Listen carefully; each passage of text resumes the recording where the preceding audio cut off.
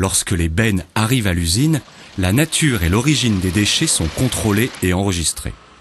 Les véhicules franchissent un portique de détection de déchets radioactifs. Direction, le vaste hall de déchargement où les bennes peuvent manœuvrer et décharger facilement dans la fosse. Une fosse pouvant contenir jusqu'à 5000 tonnes de déchets. C'est le pontier qui alimente les lignes d'incinération à l'aide d'un grappin.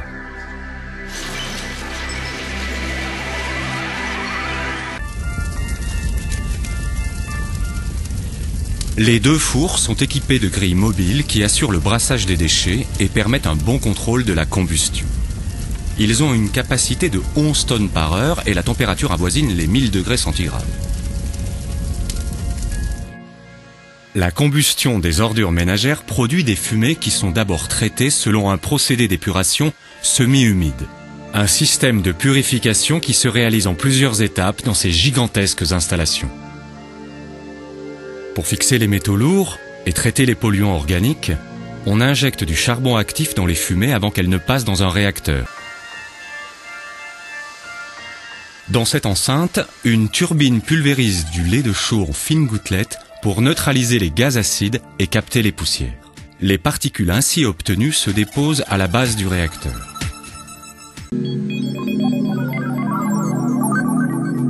Les éléments de charbon actif et de chaux, entraînés par le flux des fumées, se fixent à la surface des filtres à manches.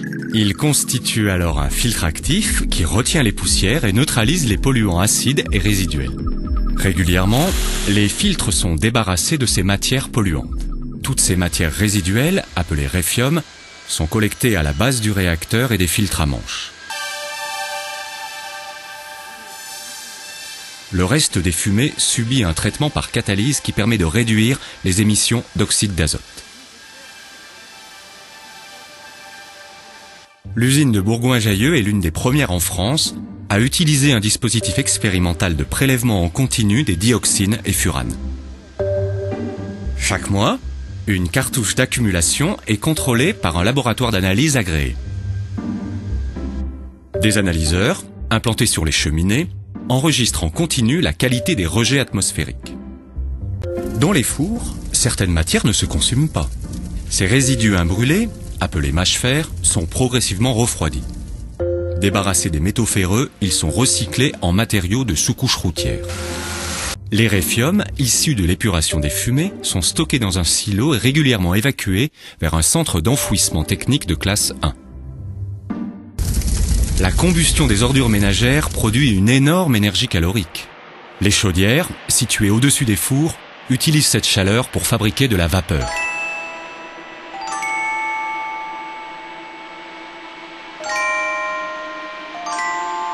La récupération d'énergie est basée sur l'échange thermique entre les gaz de combustion et l'eau circulant dans les tubes d'acier. La vapeur ainsi créée est une véritable source d'énergie utilisée dans plusieurs installations de l'usine.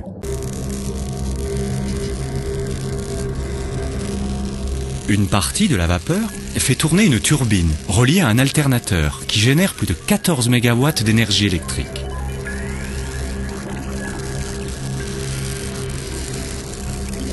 Cette installation produit l'électricité nécessaire au fonctionnement de l'usine, mais pas seulement.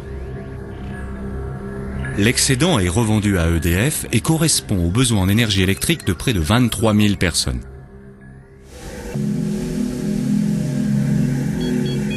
Un système de vapeur haute pression produit de l'eau chaude pour alimenter le chauffage de 1200 logements, ainsi que les besoins d'entreprises voisines. Un autre réseau vapeur alimente une industrie toute proche. En fin de parcours, la vapeur est refroidie dans ces aérocondenseurs. L'eau est réutilisée en circuit fermé dans les chaudières. Des bassins macrophytes épurent par voie biologique les eaux pluviales avant qu'elles ne soient renvoyées au milieu naturel. En créant cette nouvelle usine, le CITOM a eu une préoccupation de transparence et d'excellence. Excellence par un traitement optimum des fumées, par une valorisation de la matière en énergie et par une prise en compte de toutes les eaux des voies de circulation. En résumé, une usine propre, qui tient compte des préoccupations environnementales pour aider à préserver notre avenir.